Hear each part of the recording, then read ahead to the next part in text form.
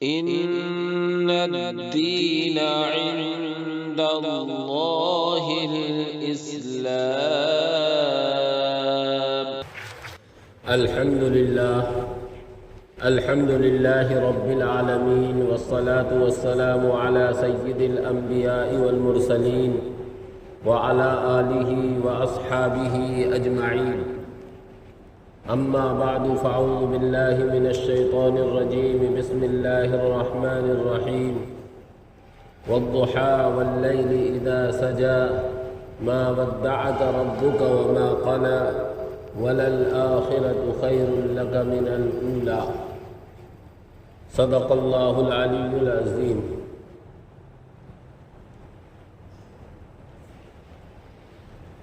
محترم بزرگوں، بھائیوں، اللہ جل جلالہ و عم نوالہ نے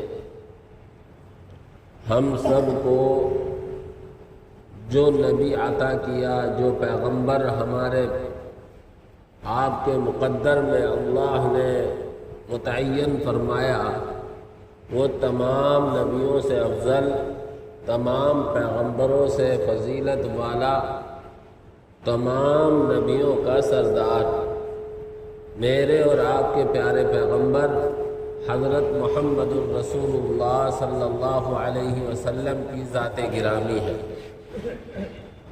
آپ علیہ السلام کی ولادت باسعادت آنے والے مہینے ربیع الاول میں ہوئی ہے۔ اس لحاظ سے کہ نبی پاک صلی اللہ علیہ وسلم اس مہینے میں تشریف لائے ہیں، وہ بہت اہمیت کا حامل ہے۔ آپ صلی اللہ علیہ وسلم کا ذکر سنا جائے، کیا جائے، پڑھا جائے، ساری چیزیں باعث برکت ہیں اور اجر و ثواب کا ذریعہ ہے۔ اور کیوں نہ ہو، جب کہ خود اللہ رب العزت والجلال اپنے پیغمبر کا ذکر کرتا ہے اور اپنے پیغمبر کے ذکر کو بلند کرنے کو کہتا ہے، وَرَفَعْنَا لَكَ ذِكْرَكَ، ہم نے تیرا ذکر بلند کر دیا۔ میرے اور آپ کے اور ہر ایک ایمان والے کے ماوا اور ملجا ہیں حضور اکرم صلی اللہ علیہ وسلم۔ ہم سب کے محبوب ہیں، محبوب رب العالمین ہیں، محبوب خدا ہے، اور ہمارے آپ کے بھی محبوب ہیں، اور محبوب کا ذکر ہر ایک کو سکون دیتا ہے۔ محبوب کے حالات پڑھنے اور سننے میں مزہ آتا ہے، اس لیے ہر ایک ایمان والے کو حضور اکرم صلی اللہ علیہ وسلم کے حالات، حضور اکرم صلی اللہ علیہ وسلم کی زندگی کا علم ہونا چاہیے اور سننا چاہیے، پڑھنا چاہیے۔ ربیع الاول میں تقریباً 4 جمعے تو آنے ہی ہیں، 5واں بھی آ سکتا ہے، اس لیے سفر کے مہینے ہی سے یہ ارادہ کیا ہے کہ حضور اکرم صلی اللہ علیہ وسلم کی کچھ زندگی کے اہم پہلو ہمارے سامنے آ جائیں۔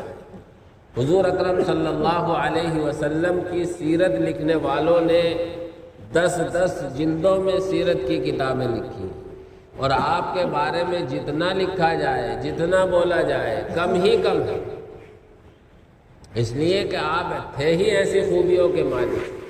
تو آج کے جمعے میں ارادہ یہ ہے کہ حضور اکرم صلی اللہ علیہ وسلم کے بچپن کی زندگی کے کچھ اہم گوشے آئے۔ چنانچہ آپ علیہ السلام کی ولادت باسعادت ربیع الاول کے مہینے میں ہوئی۔ تاریخ میں اختلاف ہے، کتابوں میں 8 ربیع الاول بھی لکھا ہے، 9 ربیع الاول بھی لکھا ہے، 12 ربیع الاول بھی لکھا ہے، لیکن سند کے اعتبار سے اگر مضبوط ہے تو وہ 9 ربیع الاول کی بات ہے۔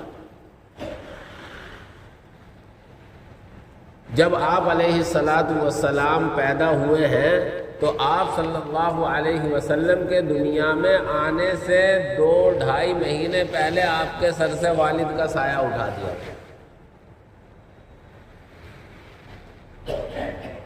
اور اس کی ظاہری حکمت یہ معلوم ہوتی ہے کہ باپ اپنے بیٹے کو بہت کچھ اچھا بنانا چاہتا ہے، اور ہر باپ کو اپنے بیٹے کی، اگر وہ باپ ہے، یہ فکر رہتی ہے کہ یہ مجھ سے کچھ آگے کر کے جائے اور مجھ سے اچھا کر کے جائے۔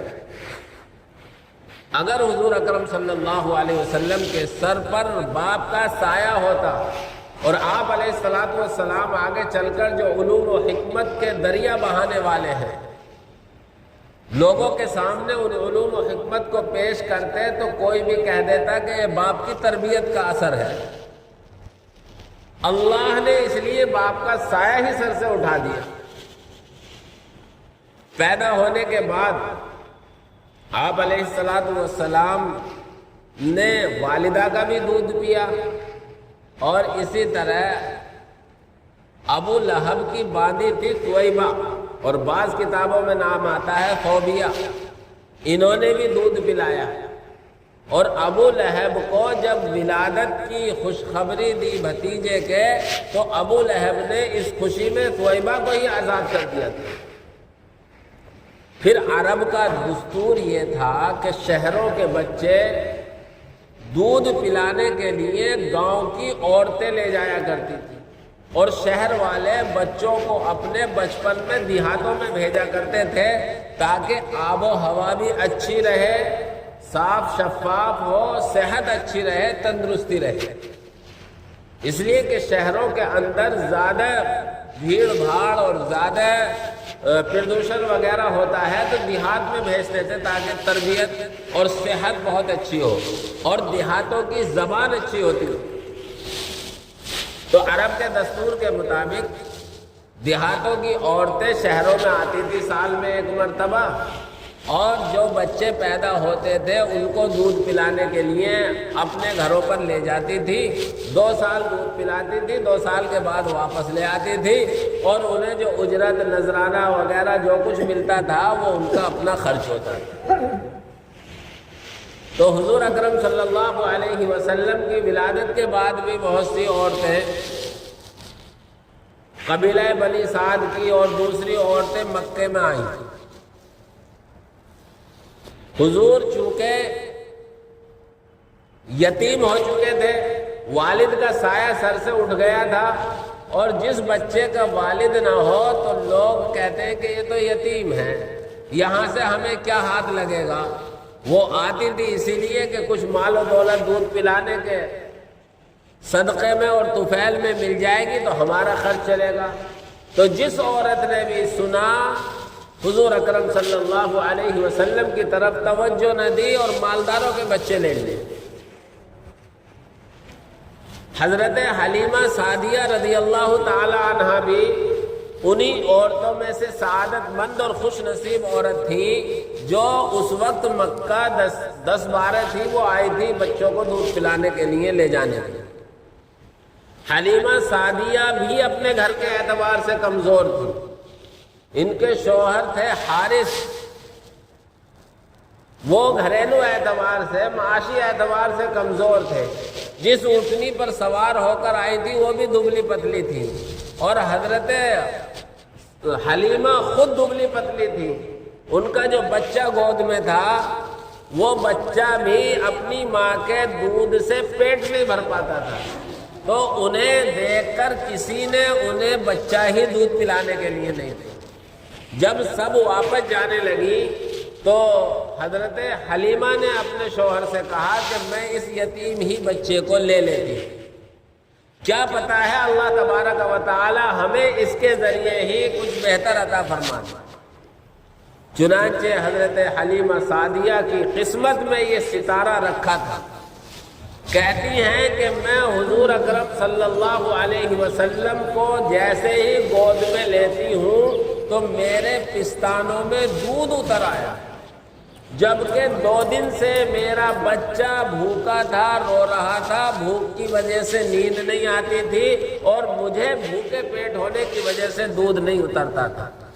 لیکن حضور اکرم صلی اللہ علیہ وسلم کو گود میں لینے کے طفیل آپ کی برکت سے حضرت حلیمہ سعدیہ رضی اللہ تعالی عنہا کے پستانوں میں دودھ اتر آیا اور پستان دودھ سے بھر گئے۔ حضرت حلیمہ کہنے لگی ہو نہ ہو یہ اسی بچے کی برکت ہے۔ چنانچہ بچہ لے لیا اور اب مکے سے اپنے قبیلے میں جانے کا ارادہ کیا۔ تو جو اونٹنی آتے وقت سب سواریوں سے پیچھے تھی اور قدم آگے کو نہیں بڑھتا تھا اس کا، اس اونٹنی کی اب جاتے وقت ایسی رفتار ہوئی کہ باقی سب اونٹنیاں پیچھے رہ گئی اور وہ سب سے آگے چل رہی ہے۔ عورتوں نے کہا ارے حلیمہ تیری تو اونٹنی بڑی سست رفتار تھی، اب اس اونٹنی کو تو نے کیا کھلایا اور تو نے کیا کر دیا کہ یہ سب سے آگے چلی جا رہی ہے؟ کہنے لگی اس میں میرا کوئی کمال نہیں ہے، یہ اس بچے کی برکت ہے جسے میں دودھ پلانے کے لیے لے کر آئی۔ ان کے شوہر نے اونٹنی کا جو تھن دودھ نہ دینے کی وجہ سے لٹک گئے تھے، بانک کو جھانک کر دیکھا تو تھنوں میں دودھ اترا ہوا ہے۔ نئی نئی چیزیں دیکھنے کو مل رہی ہیں، ان کے حوصلے بلند ہو رہے ہیں۔ گھر پہنچے تو بکریاں تھیں، بکریوں کو دیکھا جب چرانے لے جاتے، صبح کو چرانے لے جاتے، شام کو چرا کر واپس لاتے تو بکریاں پیٹ پھول جاتے۔ ان کے خاندان بنی سعد کے دوسرے لوگ اور دوسرے عورتیں کہتی کہ حلیمہ کی بکریاں بھی وہیں چرتی ہیں جہاں ہماری چرتی ہیں، ہماری بکریاں بالکل خالی پیٹ واپس آتی ہیں اور حلیمہ کی بکریاں پیٹ بھرے آتی ہیں۔ آخر ہو کیا رہا ہے؟ حضرت حلیمہ رضی اللہ تعالی عنہا نے کہا کہ یہ اس بچے کی برکت ہے، یہ سب اس بچے کی برکت سے ہو رہا ہے۔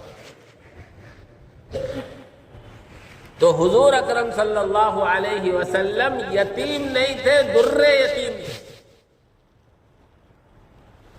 آپ علیہ السلام کو باپ کے سائے سے بھی الگ رکھنا تھا، اس لیے کوئی کہہ نہ سکے کہ یہ باپ کا سکھایا ہوا ہے اس لیے ایسی تعلیمات پیش کر رہا ہے۔ باپ کی تربیت کا نتیجہ ہے۔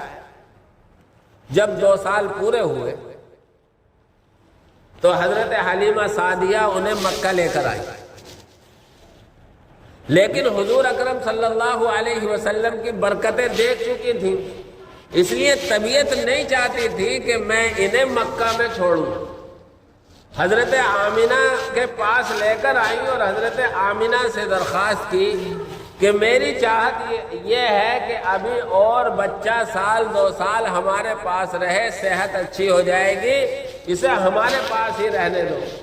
حضرت آمنہ نے اجازت دے دی۔ یہاں رک کر یہ بات ہم سب کے لیے قابل غور ہے۔ حضرت حلیمہ کہتی ہیں کہ حضور اکرم صلی اللہ علیہ وسلم اس بچپن میں بھی عدل و انصاف کے اعلیٰ معیار پر تھے۔ کہتی ہیں کہ میں حضور کو ایک چھاتی کا دودھ پلاتی تھی، اس چھاتی کا دودھ پینے کے بعد دوسری چھاتی سے منہ لگاتی تھی، لیکن کبھی آپ نے دوسری چھاتی کا دودھ نہیں پیا، اس لیے کہ وہ دوسرے دودھ شریک بھائی کا حق تھا۔ آپ علیہ السلام کو عدل و انصاف کا اعلیٰ نمونہ پیش کرنا تھا، اس لیے اللہ نے بچپنے ہی سے آپ علیہ السلام کے ذریعے ایسے کام کرائے کہ کوئی کہیں بھی تل دھرنے کی کسی طرح کی کمی کی کوئی گنجائش نہ رہ جائے۔ ایسا عدل و انصاف حضرت حلیمہ بہرحال مکہ لائی اور پھر حضرت آمنہ سے اجازت لے کر پھر واپس لے گئی۔ اب کچھ بڑے ہو گئے، بچوں کے ساتھ بکریاں چرانے جانے لگے۔ ایک مرتبہ ایسا اتفاق ہوا کہ آپ علیہ السلام بکریاں چرانے بچوں کے ساتھ گئے ہوئے تھے۔ آپ کا دودھ شریک بھائی حضرت حلیمہ کا بیٹا بھی تھا۔ اب دیکھا 2 آدمی آتے ہیں، حضور کو پکڑتے ہیں، لٹاتے ہیں، آپ کا سینہ چاک کرتے ہیں۔ یہ 3 سال کی عمر ہوگی تقریباً جس وقت کا یہ واقعہ ہے۔ اسی طرح کے اور چھوٹے چھوٹے بچے تھے، بچوں نے دیکھا کہ ہمارے قریشی بھائی کو 2 آدمی اٹھا کر لے گئے، تو بچے دوڑتے ہوئے خاندان میں آئے اور آ کر حضرت حلیمہ کو خبر دی کہ اس طریقے سے ہمارے قریشی بھائی کو 2 آدمی پکڑ کر لے گئے۔ حضرت حلیمہ اور ان کے شوہر حارث بھاگے ہوئے جنگل گئے تو دیکھا حضور اکرم صلی اللہ علیہ وسلم سہمے ہوئے بیٹھے۔ حضور سے پوچھا تو حضور نے پوری صورتحال بتائی اور بتایا کہ 2 آدمی آئے تھے، میرا سینہ چاک کیا، میرا دل نکالا اور دل نکال کر اس کے 2 حصے کیے اور اس میں سے کچھ چیز نکالی اور کہا یہ شیطان کا حصہ ہے، اسے نکال کر پھینک دیا کہ اب شیطان اثر نہیں کرے گا۔ اسے کہتے ہیں سیرت میں شق صدر۔ آپ علیہ الصلاۃ والسلام کے سینے کو 4 مرتبہ چاک کیا گیا ہے۔ پہلی مرتبہ کا تو یہ واقعہ ہے جب آپ کی 3 سال کی عمر ہے اور دل میں جو شیطانی وساوس ہوتے ہیں اس کا جو مادہ ہوتا ہے سینے کو چاک کر کے اس کو نکالا گیا ہے، پھر اس کو سینے کو سی دیا گیا ہے۔ دوسری مرتبہ شق صدر ہوا ہے 10 سال کی عمر میں۔ تیسری مرتبہ شق صدر ہوا ہے آپ کا نبی بنائے جانے سے پہلے، اور چوتھی مرتبہ شق صدر ہوا ہے آپ کا معراج پر جانے سے پہلے۔ بعض روایتوں سے 5ویں مرتبہ کا بھی ذکر ہے، لیکن 5ویں مرتبہ کی بات روایت کے لحاظ سے کمزور ہے۔ تو آپ علیہ السلام کے شق صدر کو حضرت انس رضی اللہ تعالیٰ عنہ کہتے ہیں کہ میں نے دیکھا ہے کہ آپ علیہ السلام کے سینے پر سلائی کے نشان تھے۔ یہ شق صدر در حقیقت حضور اکرم صلی اللہ علیہ وسلم کا معجزہ تھا۔ آپ علیہ السلام کے دل کو صاف کیا گیا ہے اور جو گناہ کا مادہ ہے اس کو صاف کیا گیا ہے۔ اللہ کے نبی کی حدیث ہے، اللہ کے نبی فرماتے ہیں ہر بچے کے ساتھ ایک شیطان پیدا ہوتا ہے جسے یہ تعویذ گنٹے والے اپنی اصطلاح میں ہمزاد کہتے ہیں۔ صحابہ نے عرض کیا اللہ کے نبی آپ کے ساتھ بھی ایسے ہوا؟ اللہ کے نبی نے کہا کہ میرے ساتھ بھی ایسے ہوا ہے، ولیکن فاسلم ولیکن اعاننی اللہ فاسلم، لیکن اللہ نے میری مدد کی تو وہ مسلمان ہو گیا، یعنی مجھے وہ غلط کام پر آمادہ نہیں کرتا۔ اور بعض روایتوں میں یہ ہے فاسلم، اس کا مطلب یہ ہے کہ مجھے محفوظ کر دیا گیا اس کی شرارت سے۔ بہرحال جب یہ واقعہ پیش آیا تو حضرت حلیمہ اور ان کے شوہر گھبرا گئے، اور گھبرائے تو پھر بچے کو کہ کہیں ہمارے اوپر نہ آن پڑے مکہ واپس لے آئے۔ حضرت آمینہ نے کہا بھی کہ کیا بات، آپ تو کہہ کر لے گئی تھی 1-2 سال ہم اپنے پاس رکھیں گے، لیکن اتنی جلدی کیسے واپس لے آئیں؟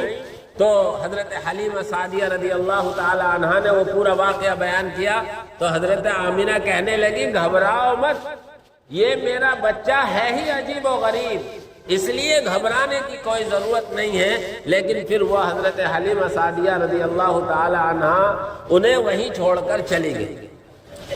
اب مکے میں رہ رہے ہیں، 6 سال کی عمر ہوئی تو حضرت آمینہ رضی اللہ تعالی عنہا کو یہ ہوا کہ میکے جایا جائے، چنانچہ حضور کو لے کر میکے پہنچی۔ ایک باندی بھی ساتھ میں ہے حضور کے، جو حضور کی والدہ کی باندی تھی۔ واپس مدینے سے مدینے میں 1 مہینہ رہی، 1 مہینے کے بعد واپس آ رہی تھی، راستے میں بخار آیا، اور بخار ایسا آیا کہ حضرت آمینہ کا ایک گاؤں پڑتا ہے پہاڑی پر راستے میں مقام ابوا، وہاں پر انتقال ہو گیا۔ 6 سال کی عمر کیا ہوتی ہے؟ میں اور آپ سوچیں ہمارے جوانی اور بڑھاپے میں بھی والدین کا انتقال ہوتا ہے تو ہمارے دلوں پر کیا گزرتی ہے۔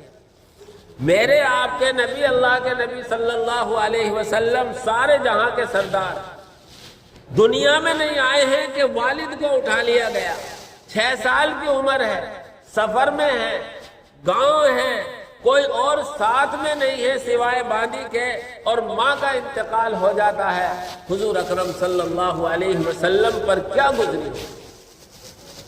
خیر آج جیسی سہولتیں نہیں تھی، وہیں ان کو دفن کیا گیا، اور دفن کے بعد حضرت رسول اکرم صلی اللہ علیہ وسلم کی جو باندی تھی وہ مکہ حضور اکرم صلی اللہ علیہ وسلم کو لے آئی اور عبد المطلب کے حوالے کر دی۔ 8 سال کی عمر ہوتی ہے تو عبد المطلب کو بھی دنیا سے اٹھا لیا جاتا ہے، جو دادا کا سہارا تھا وہ بھی ختم ہو گیا۔ باپ بیٹے کی بڑی تمناؤں سے پرورش کرتا ہے، باپ کو دنیا میں آنے سے پہلے اٹھا لیا۔ ماں اپنی اولاد کے لیے اپنا سب کچھ قربان کر دیتی ہے، 6 سال کی عمر میں ماں کو بھی اٹھا لیا۔ دادا پوتے کے لیے کہتے ہیں کہ اصل سے زیادہ بیاج پیارا ہو جاتا ہے، بیٹے سے زیادہ پوتا پیارا ہو جاتا ہے۔ دادا نے سوچا ہوگا کہ میں اپنے پوتے کی ڈھنگ سے پرورش کروں گا، لیکن دادا کو بھی 8 سال کی عمر میں اٹھا لیا گیا۔ پھر یہ ابو طالب کی سرپرستی میں آئے۔ یہ سارے سہارے اللہ نے قصداً اٹھائے ہیں، اور وجہ یہ تھی کہ صرف اور صرف اللہ کے نبی صلی اللہ علیہ وسلم کی تربیت ہو تو صرف رب العالمین کر رہا۔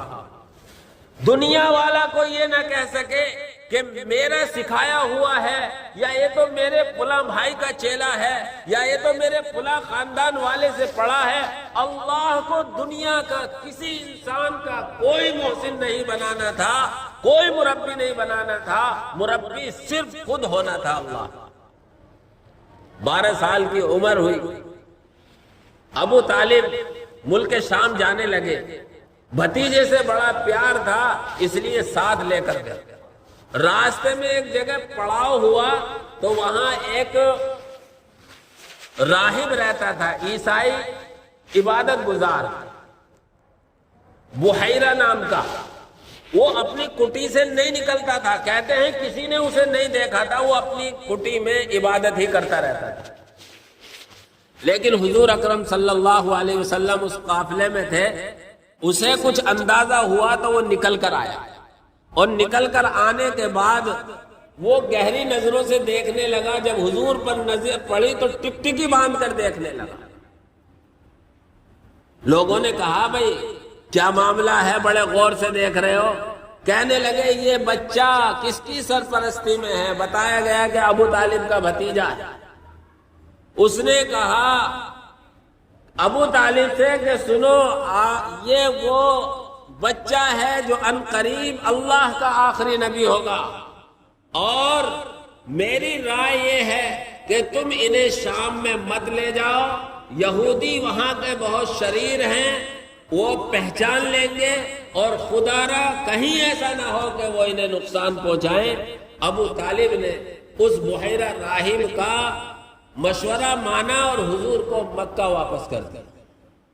اس طریقے سے آپ علیہ السلام کے 12 سال کی زندگی، پھر آپ نے 25 سال کی عمر میں دوبارہ سے ملک شام کا سفر کیا ہے۔